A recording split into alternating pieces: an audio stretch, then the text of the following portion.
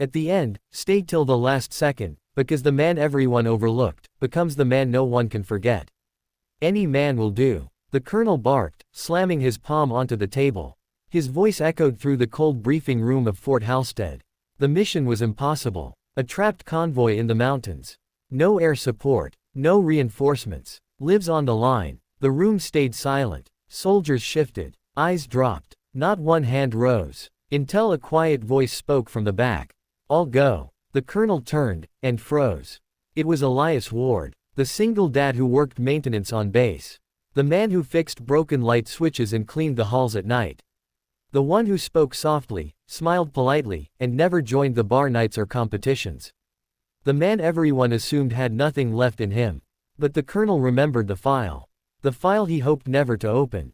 Former Special Recon. Medal of Valor. Discharged after losing his wife. He had retreated from the world to raise his daughter, Lily. Everyone in the room felt the shift. The air tightened. "You," the colonel whispered, not mocking, but stunned. Elias stood steady. "Sir, you said any man." And just like that, the mission was set. Before they left, Elias stopped by a small classroom. Lily's school. She ran to him, her little backpack bouncing. Her hair in two messy pigtails. Only 8 years old. "Daddy, are you going to work again?"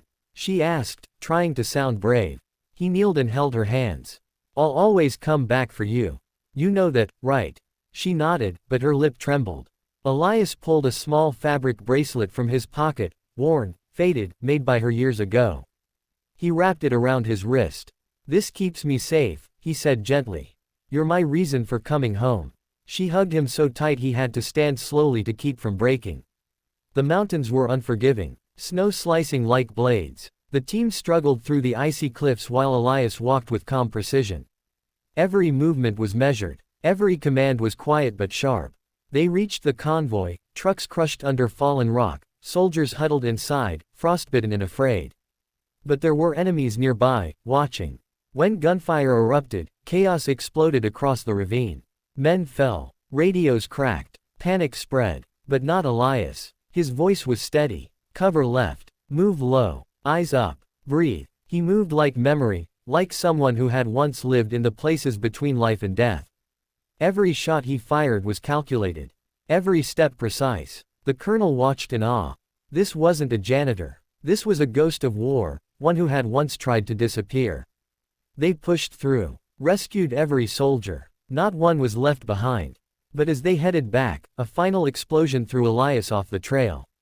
Snow roared down in a violent slide. He disappeared. The colonel shouted his name, no answer. Back at base, Lily waited near the gates, clutching the same bracelet on her wrist.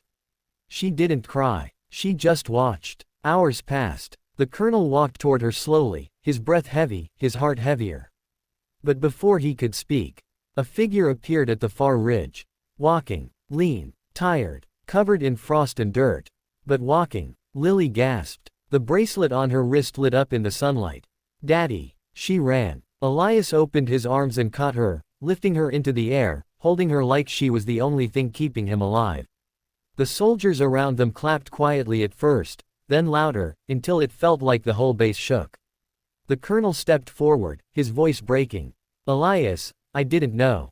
Elias smiled faintly, his eyes on his daughter. "I'm not here to be known," he said softly. "Just to protect what matters."